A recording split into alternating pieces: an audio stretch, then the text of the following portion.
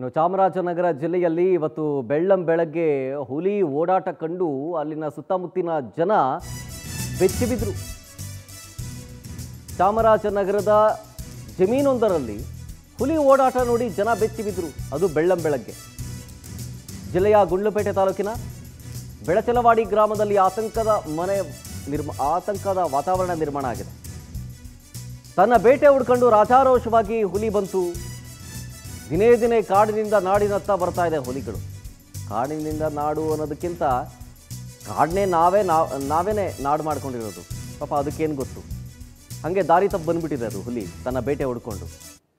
ಜನ ನೋಡಿ ಹೆದರ್ಕೊಂಡು ದೂರದಿಂದಲೇ ವಿಡಿಯೋ ಮಾಡಿದ್ದಾರೆ. ಜೊತೆಗೆ ಅರಣ್ಯ ಇಲಾಖೆ ಸಿಬ್ಬಂದಿಗಳಿಗೆ ಕಂಪ್ಲೇಂಟ್ ಕೊಟ್ಟಿದ್ದಾರೆ, ಇಲ್ಲೊಂದು ಹುಲಿ ಓಡಾಡ್ತಾ ಇದೆ, ದಯವಿಟ್ಟು ಬಂದು ಹಿಡ್ಕೊಂಡು ಹೋಗಿ ಅಂತ. ಆಮೇಲೆ ಬೆಳ್ಳಂಬೆಳಗ್ಗೆ ಓಡಾಡ್ತಿರೋವಂಥ ದೃಶ್ಯ ಇದು.